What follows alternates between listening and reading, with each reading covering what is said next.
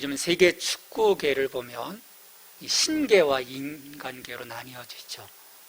이 신계에는 메시와 호날두가 속해 있어요. 근데 인간계에서 이 메시와 호날두급에 속하는 그 재능을 갖고 있는 한 사람이 네이마르입니다. 어제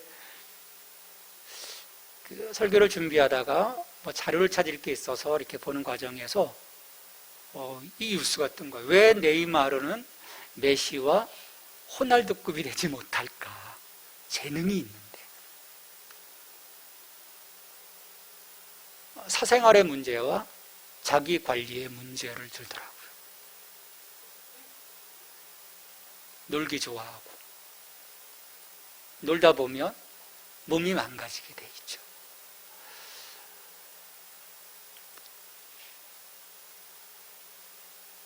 되고 싶어 하지만 결국 그가 심었던 것, 그가 뿌렸던 그대로 실은 걷는 것이 아닌가 생각을 해요. 성경의 중요한 원칙 가운데 하나가 바로 그것입니다. 심은 대로 거둔다. 갈라디아서 6장 7절에서 말씀하죠. 스스로 속이지 말라. 하나님은 업신여김을 받지 아니하시나니 사람이 무엇으로 심든지 그대로 거두리라. 우리가 전적인 은혜로 구원을 받았어요. 실은 우리의 공로가 아닙니다. 예수님의 공로를 힘입어 우리가 구원을 받았지만 구원 이후 주님과의 동행에 있어 내가 정말 주님을 사랑한다면 주님과 전적인 동행을 하기를 원한다면 거기에는 또 우리의 책임, 우리의 의무가 수반되어야 합니다. 빌립보서 2장 11절에서 항상 복종하여 두렵고 떨림으로 너희 구원을 이루라고 하시는 이 말씀도 같은 맥락인 거예요.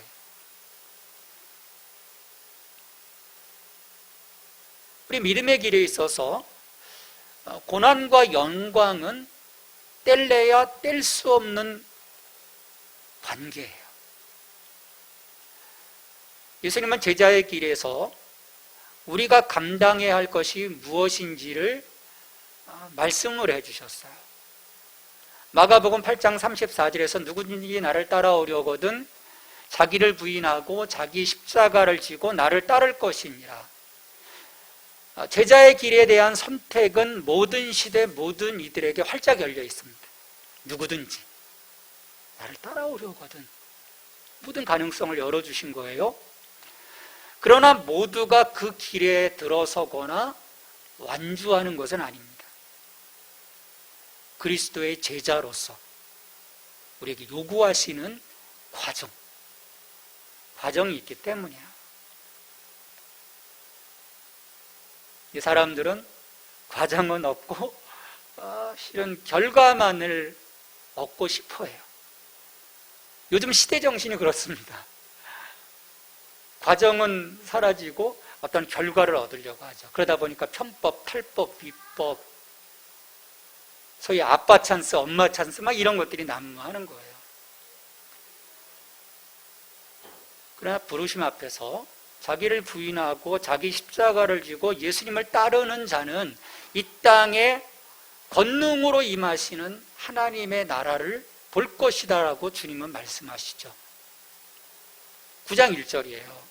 여기 있는 사람 중에 죽기 전에 하나님의 나라가 권능으로 임하는 것을 볼 자들도 있느니라 보여주신다는 거예요. 확신을 갖도록.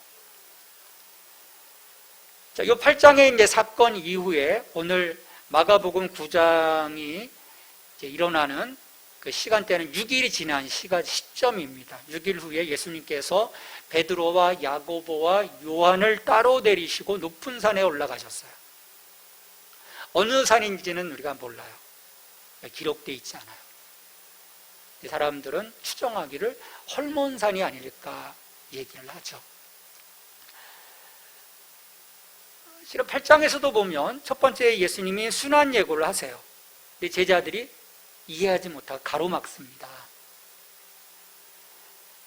그러니까 제자들이 거듭되는 어떤 그 이해 부족, 오해에도 예수님은 이 사람들의 어떤 상황들을 알고 계셨기에 실망하지 않으시는 거죠. 포기하지 않으세요.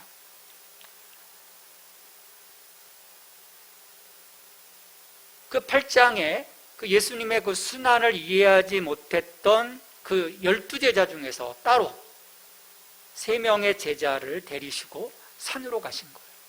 특별히 우리가 애제자라고 이제 특별히 사랑하는 베드로, 야고보, 요한. 자, 높은 산에 올라가서 제자들이 예수님을 바라보는 순간에 전혀 새로운 모습으로 변형된 예수님을 보게 되죠.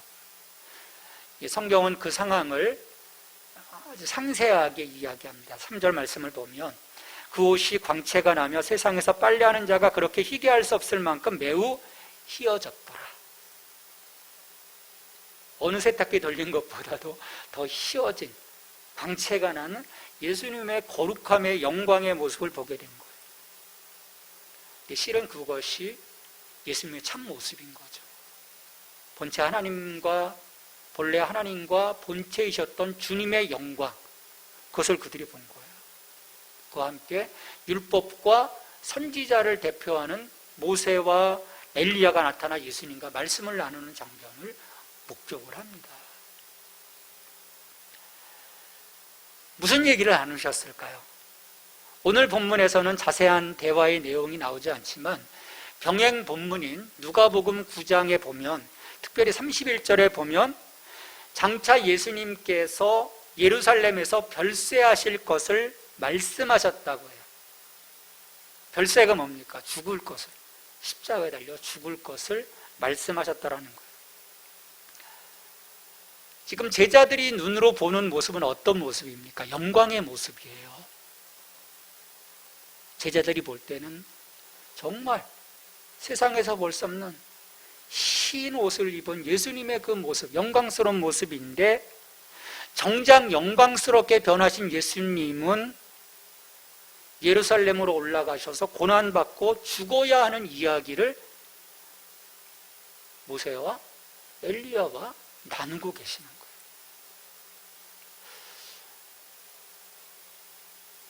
이 두 상황의 이 대조는 우리에게 무엇을 말씀하는 걸까? 우리가 깊이 생각해 봐야 합니다. 자, 이런 예수님의 변형과 모세와 엘리야를 본 제자들은요, 순간 두렵고 무서웠던 거죠. 그 상황을 6절은 이렇게 설명을 합니다. 이는 그들이 몹시 무서워함으로 그가 무슨 말을 할지 알지 못함이더라고 설명을 해요. 사람은 순간 당황을 하면 말문이 막혀버립니다. 그래서 자기도 모르게 말실수를 하는 경우들이 왕왕 있고요. 또는 그 사람의 마음속에 숨겨져 있는 본심이 그냥 툭 튀어나올 수도 있어요. 베드로도 순간 예수님께 자기 안의 것이 튀어나온 거죠. 랍비여, 우리가 여기 있는 것이 좋사오니 우리가 초막셋을 짓되 하나는 주를 위하여, 하나는 모세를 위하여, 하나는 엘리야를 위하여 하사이다. 베드로는 지금 몹시 두려웠던 거예요. 이런 상황들이. 근데 그럼에도 불구하고 베드로는 산 아래에서 예수님이 고난받아야 할 자리가 아닌 이 영광 받으시는 자리가 좋다고 생각하는 거예요.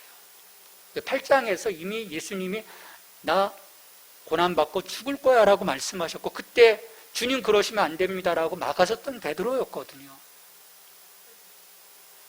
근데 이 영광의 모습을 보니까 너무 좋은 거예요. 그 순환, 고난, 스탑, 우리 여기에서 좀 있죠. 저는 이 영광의 자리가 좋습니다 라고 고백하는 거죠. 이 말을 통해 마가는 8장에 이어서 베드로의 영적 무지를 또 한 번 보여주고 있어요.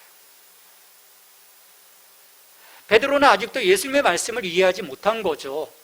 산 아래서 예수님의 해야 할 일은 그는 안중에도 없는 거예요.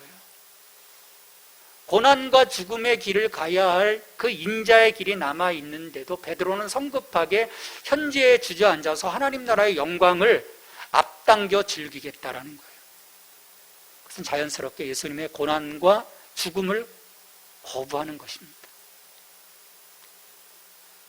광야에서 40일 금식 이후에 성령에 이끌려 광야에 가서 사탄의 유혹을 받으실 때 첫 번째 그런 것들입니다. 그 세 가지 유혹이 그런 거거든요. 야, 그냥 고난 없이 너 영광 차지해. 너 하나님의 아들이잖아. 왜 죽어? 아니야, 그런 거 다 필요 없어. 너 나한테 그냥 절하면 이 모든 영광 나 너에게 줄게라고 하는 것이 바로 이런 의미인 거예요. 고난 없이 영광을 취하라는 거죠. 그런 사탄의 계략을 알기 때문에 예수님께서 베드로가 그런 주장을 했을 때 사탄아 내 뒤로 물러가라 하신 거죠. 예수 그리스도와 더불어 왕노릇하는 것은요, 고난과 죽음의 관문을 통과해야 하는 것인데 베드로는 이를 무시하고 왕노릇부터 지금 먼저 하려고 하는 것입니다. 그는 현재의 과제를 지금 망각하고 있는 거예요. 그의 마음은요, 미래의 상급의 마음을 빼앗겨 있는 것이죠. 지금 다 제자들이 그런 거예요. 이 현재의 과제보다는 미래에 누릴 그 성과물에 대한 그 기대, 그 기대들이 이 제자들 마음속에 자리 잡고 있었던 거죠. 당장 뭔가를 얻기를 원하는 거예요. 더러운 귀신을 제어할 능력을 갖기를 원했고, 위대하게 되고 싶었고, 다른 사람들을 지배하고 주님을 따름으로 보상을 받고 그의 영광의 오른편 왼편에 앉기를 원했던 거죠. 그러나 정작 예수님과 공유해야 할 고난의 길은 회피하고자 하는 것입니다. 예수님은 이런 생각을 갖고 있는 제자들에게 하나님 나라의 영광스러운 모습을 짧은 시간 경험하게 함으로써 9장 1절의 그 말씀의 성취가 어떻게 이루어질 수 있는지를 선제적으로 보여주시는 거죠. 그리고 다른 한편으로는 예수님이 누구이신지, 예수가 누구인가라는 그 사실을 지금 인지시켜 주는 것입니다. 이처럼 베드로가 초막셋을 짓겠다고 말할 때 갑작스럽게 구름이 와요. 그래서 예수님과 제자들 다 덮습니다. 보이지 않아요. 그리고 구름 속에서 소리가 납니다. 이는 내 사랑하는 아들이니 너희는 그의 말을 들으라. 이 말씀은요, 제자들을 향한 하나님의 말씀입니다. 하나님은 예수님이 하나님의 사랑하는 아들이심을 제자들에게 천명하고 있는 거예요. 확정해 주셨어요. 처음 예수님께서 사역을 시작하시면서 세례 요한에게 세례를 받고 물에서 올라올 때 하늘로부터 소리가 있기를 너는 내 사랑하는 아들이라 내가 너를 기뻐하노라 했습니다. 이때 하나님의 음성은요, 예수님께 들려진 음성이에요. 예수님께 들려진 음성이에요. 근데 지금은 베드로, 야고보, 요한 이 세 명의 제자에게 하나님의 아들이심을 확신시켜 주시는 음성인 거죠. 근데 중요한 것은요, 뒤에 부분에 있어요. 이 예수가 내 사랑하는 아들이다 라는 그 말씀과 함께 너희는 그의 말을 들으라 라고 말씀합니다. 제자들로 하여금 하나님의 아들 예수 그리스도의 말씀에 귀를 기울이고 순종할 것을 지금 하나님은 촉구하고 계시는 거예요. 귀를 기울여라. 그의 말을 들으라. 제자들은요, 자기들의 생각을 고집하지 말고 예수님께서 고난받고 죽임당한 뒤에 무덤에서 사흘 만에 부활할 것을 예고하신 그 말씀에 귀를 기울이라는 거예요. 예수님의 이 말씀은 그들의 기대가 실은 아니었거든요. 유대인들이 품고 있었던 그 메시아의 기대가 결코 아니에요. 그들의 기대는 강력한 메시아, 그래서 제국들로부터 자신들을 해방시켜줄 그 메시아에 대한 기대였어요. 그 패러다임으로만 바라본 거예요. 근데 그 패러다임으로 바라볼 때, 그 유대교의 그 패러다임으로 바라볼 때 예수님의 이 말씀은 수용할 수 없는 거예요. 예수님은 그런 제자들을 향해서 너희들의 그 소리의 진앙지, 그걸 바꾸라는 거예요. 너희들이 지금까지 들어왔던 것을 이제 버리라는 것입니다. 우린 지금도요, 너무 많은 것을 들어요. 우리가 복음의 길을 들여야 되는데, 하나님 말씀의 길을 그려야 되는데, 성령님의 말씀의 길을 그려야 되는데, 다른 것들의 소리에 우리가 민감해요. 그리고 거기에 영향을 받습니다. 주님 말씀하시는 거예요. 그의 말을 들어라. 너희는 그의 말을 들어라. 예수님의 말씀을 우리가 주의 깊게 들어야 합니다. 내 생각대로 나가는 것이 아니라 그의 말씀에 귀를 기울이고 순종하고 나가야 하는 그 모습을 예수님은 베드로, 야고보, 요한에게, 그리고 이 3명을 넘어서 12명에게, 이 12명을 넘어서 오늘 열방의 교회들에게, 오늘 우리들에게 말씀하시는 거예요. 너희는 그의 말을 들어라. 제자로서 우리는 하나님의 아들의 영광에 대한 희망을 당연히 가져야 합니다. 제자들 그런 기대가 있었거든요. 오병 이후에 기적을 일으키신 하나님, 바람을 멈추시는 예수님, 그런 모습을 보면서 기대가 있었죠. 하지만 그보다는 먼저 제자로서의 과제, 자기를 부인하고 자기 십자가를 지고 예수님을 쫓아가는 것이 우선되어야 하는 거예요. 변화산의 초막셋을 짓고자 하는 이 베드로를 통해서 우리는 고난의 십자가를 외면하고 영광의 자리만을 선호할 수 있는 우리들의 모습을 볼 수 있어야 돼요. 거기에 직면할 수 있어야 합니다. 우리가 주님을 믿는다고, 주님의 뒤를 따른다고 하면서도 우리는 여전히 죄 아래에 있었던, 그 죄의 권세 아래에 있었던 그 방식으로 생각하고 행동하고 말한다면, 그리고 여전히 그것에 대해서 귀를 기울이고 있다면 우리도 주님 곁에서 매번 겉도는 이 제자들처럼 우리도 행동하게 될 거예요. 그러니까 결국 마음에 안 들면 팔아먹는 거죠. 은 30냥에 도망가는 거죠. 그러기에 이제는 하늘의 소리를 들어야 합니다. 하늘의 소리.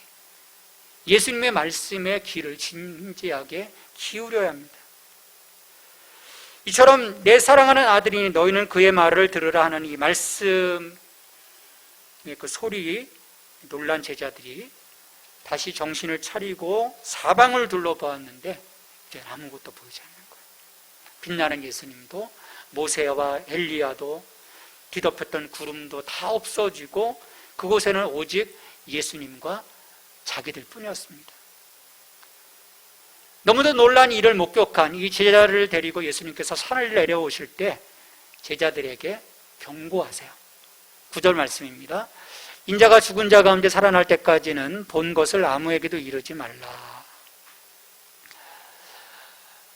예수님은 지금 의도를 가지시고 제자들에게 변형된 자신의 모습을 보여주셨어요. 하나님 나라의 영광이 어떤 것인지 순간적으로 보여주신 거죠. 그런데 다시 이걸 또 함구를 하세요. 입을 다물라는 거예요. 왜 그러셨을까? 만약 이 제자들의 입을 막지 않으셨다면 그것을 보여주신 의도와 상관없이 모세와 엘리야와 함께하던 예수님의 영광스러운 모습만을 제자들은 사람들에게 이야기했을 거예요. 왜냐하면 사람들은 여기에 관심이 있거든요. 모세와 엘리야와 함께 예루살렘에 올라가서 별세하실 것을 나누신 그 대화의 내용은 필요 없어요. 우와, 굉장하다. 이 영광의 모습. 우리 신앙이요, 컨텐츠를 잃어버리면 이렇게 되는 것입니다. 여러분은 어떤 컨텐츠를 갖고 계십니까? 여러분의 복음이 있습니까? 바울이 고백했던 것처럼 나의 복음이 있습니까? 나의 복음을 상실하면요, 우리는 겉만 보게 돼 있어요. 예수님은 그것을 차단하고 싶으셨던 거예요. 그러니까 예수님은 죽음과 부활을 통해서 그릇된 희망의 모든 가능성이 배제되기 전에는 그것을 철저하게 차단하신 거죠.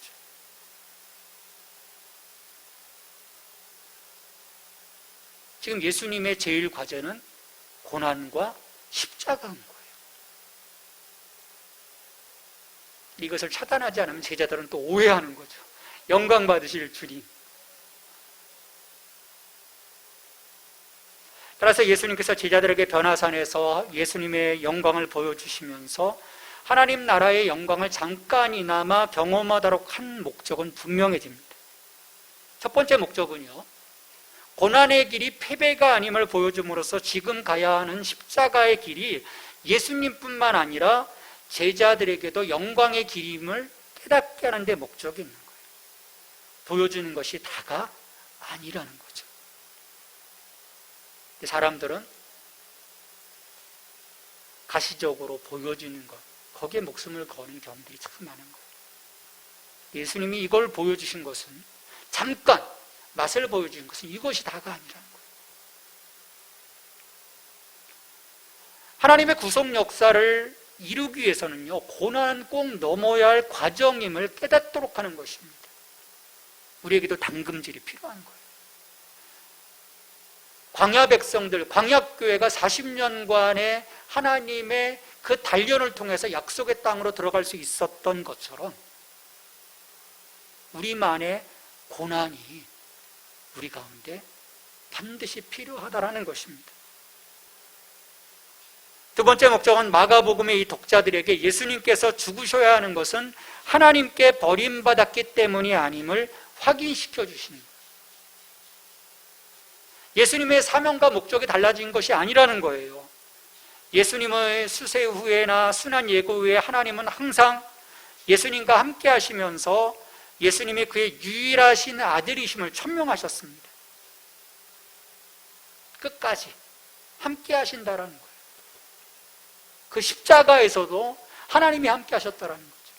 그러기에 부활이 있었다라고 하는 것을 이 마가복음의 독자들에게 말씀하고 있는 거예요.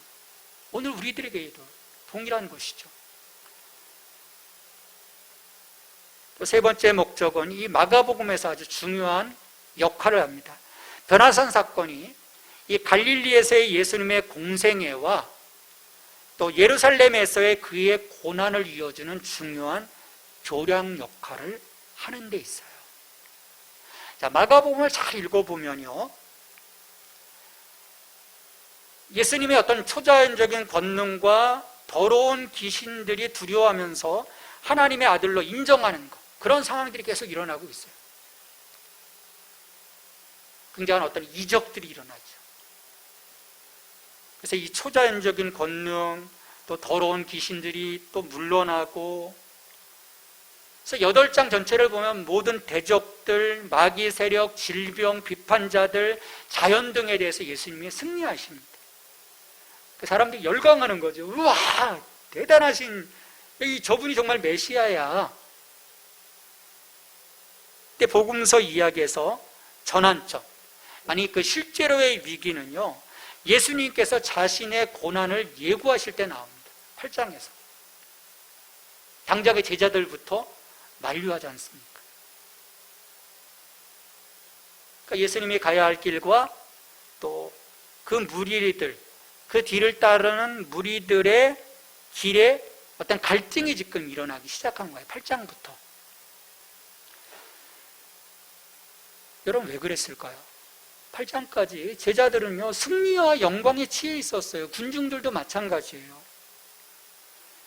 그 다음 막상 고난의 자리로 들어서려고 하니까 그것을 받아들이기 곤란한 거예요. 지금까지는 승리, 승리, 승리, 승리만을 외치고 왔는데 그 승리는 던져버리고 죽겠다고 하니 받아들이기 너무 어려운 거죠. 사람들은 그러면 다 끝났다고 생각하는 거예요. 근데 반면에 오늘 변화산의 예수님을 바라보면서 우리는 십자가의 길이 십자가로 끝나지 않는다는 확신을 갖게 되고 제자로서 예수님의 뒤를 쫓아갈 수 있어야 됩니다. 이 전환점에서 그 뒤에 펼쳐가실 그 하나님의 또 다른 기대와 역사, 그것들에 대한 그 기대를 더욱더 우리는 증폭시켜갈 수 있어야 되는 거죠. 예수님은 고난과 죽음이 제자들에게 혼란스러움을 안겨줄 이 시점에 영광스러운 예수님으로 변형된 이 모습을 보여줌으로써 예수님과 함께 하나님의 나라가 이 땅에 이미 이루어진 것을 가시적으로 보여주신 거예요. 세 명에게 보여주신 거예요.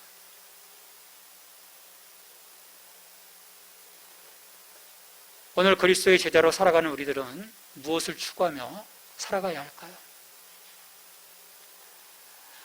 우리가 표대이신 예수님을 바라보며 가는 이 길은 마냥 좋을 수만은 없는 것 같아요. 좋을 때도 있고 또 우리 마음이 낙심되고 슬플 때도 있어요. 정말 곤란할 때도 있어요.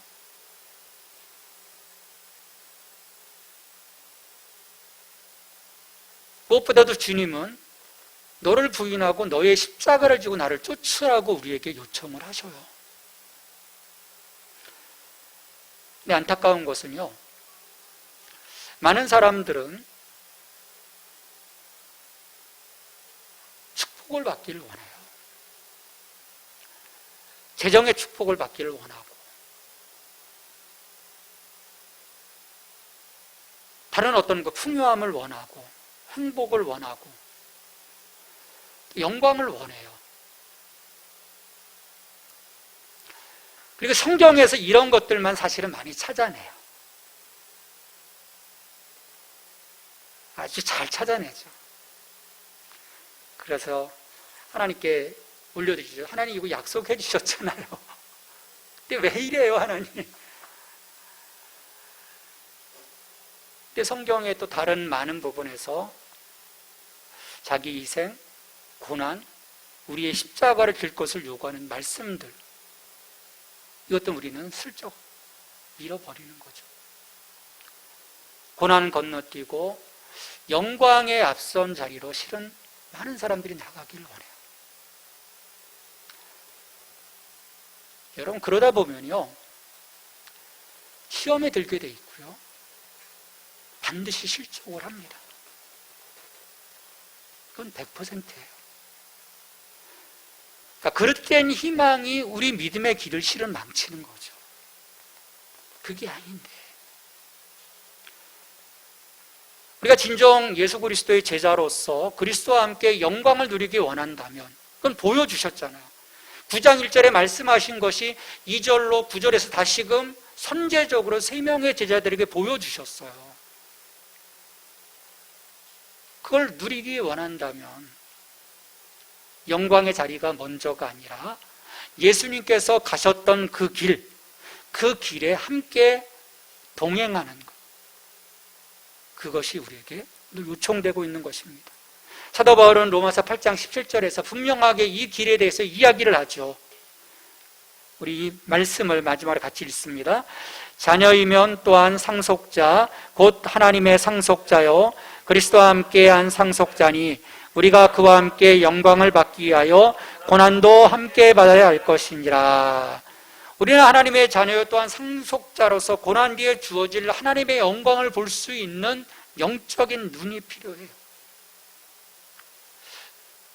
멀리 볼 수 있어야 하는 것입니다. 근시안적인 사고가 아니라 정말 멀리 볼 수 있는, 또한 조급함이 아닌 참고 기다리게 할 수 있는 영적 감성 지수가 우리에게 필요해요.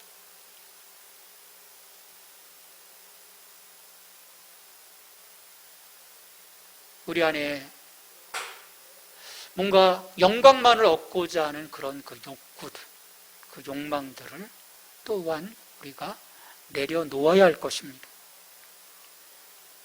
고난을 통과하지 않은 영광은요, 주님의 길이 아닌 거예요.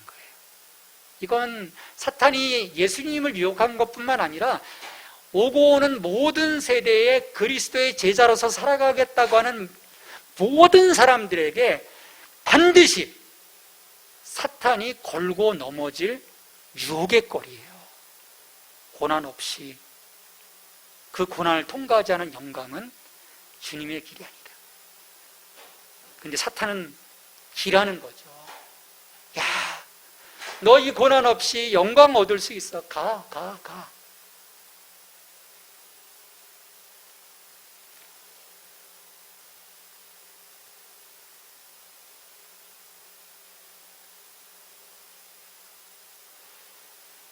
우리는 참 그리스도의 제자로서 하나님을 신뢰함이 필요한 것 같아요. 반드시 그 약속하신 것을 이루어 가신다고 하는. 하나님은 결코 이기적인 분이 아니세요. 아브라함에게 그 재물을 가르시고 그 사이를 아담과 같이 지나가지 아니하시고 홀로 지나가셨거든요. 이거 하나님이 감당하시겠다라는 거예요. 전적으로 이 약속은. 그런 하나님을 우리가 신뢰할 수 있어야 되는 거죠. 그래서 우리는 우리가 감당해야 할, 정말 주님이 요청한 이것만 우리는 감당하면 되는 거예요. 자기 부인의 길을, 십자가의 길.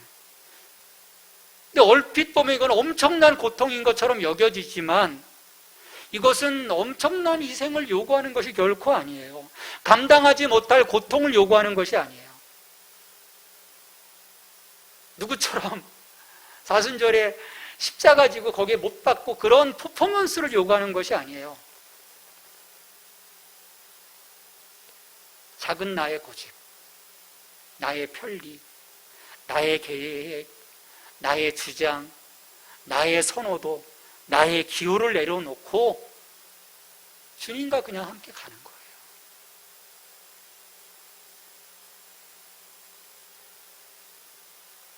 이 나의 이기심, 이걸 내려놓아야 하는 거죠.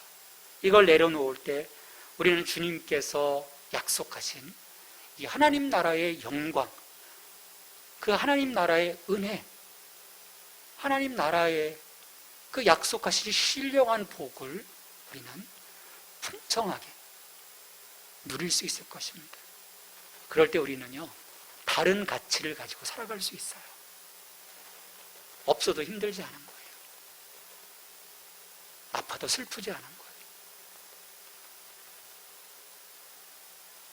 오늘 이 하나님의 영광이 여러분들의 삶 속에 분명하게 약속하신 대로 실현될 수 있기를 주님의 이름으로 축원합니다. 우리 같이 기도하십시다. 같이 기도할 때 주님, 그 영광의 모습에 우리가 함께 동참하기를 원합니다. 그 동참하기 위해 우리가 또한 감당해야 할 것들을 우리가 외면하지 아니하고 그 길에 반듯하게 해서 이 영광, 하나님이 약속하신 삶의 이 자리에 설 수 있도록 도와주세요. 우리 같이 기도하고요. 제가 마무리 기도하고 신앙 고백하겠습니다. 함께 기도하십시다. 하나님, 오늘 이 산상 분모주일에 하나님 우리에게 이 말씀을 다시금 묵상케 하심을 감사합니다. 우리가 참 이해하지 못한, 제자들이 이해하지 못했던 그 고난과 그 죽음의 길, 하나님 깨닫게 하시는 우리 주님이심을 봅니다. 우리는 고난 없이 영광에 이르기를 원하지만 주님은 그 고난을 통한 그 영광을 우리에게 말씀해 주십니다. 주님, 우리가 져야 할 것들을 정말 감당해 나갈 수 있는 하나님, 우리의 이기심을 내려놓고 나의 고집, 나의 편리, 나의 계획, 나의 주장, 나의 선호도, 나의 기호를 다 내려놓고 정말 주님과 함께 걸어가기를 기뻐하는 저희들이 될 수 있도록 하나님 도와주시고 도와주시옵소서. 주님, 그 길 앞에 우리를 위해 펼쳐가실 하나님의 은혜를 우리가 사모합니다.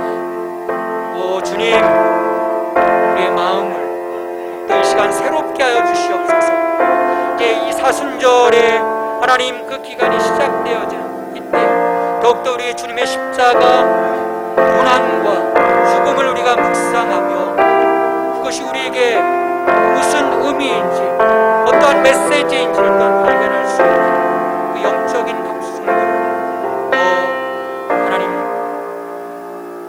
주시옵소서. 사랑의 하나님, 우리가 감당해야 할 길을 순종하며 갈 수 있도록 도와주시옵소서. 마땅히 해야 할 것인데 우리는 주님을 향한 수고에 너무 인색할 때가 많았습니다. 이기적인 저희들의 마음을 용서하여 주시고 주님을 위해 소중한 것까지도 내려놓을 수 있는 믿음으로 자라가게 하여 주시옵소서. 변화산의 영광만을 바라보는 것이 아니라 영문 밖으로 나아가신 주님의 길을 따라 우리 또한 그 길을 걸어갈 수 있는 헌신의 마음, 희생의 마음 또한 우리 가운데 이루어 주시옵소서. 예수님의 이름으로 기도하옵나이다. 아멘.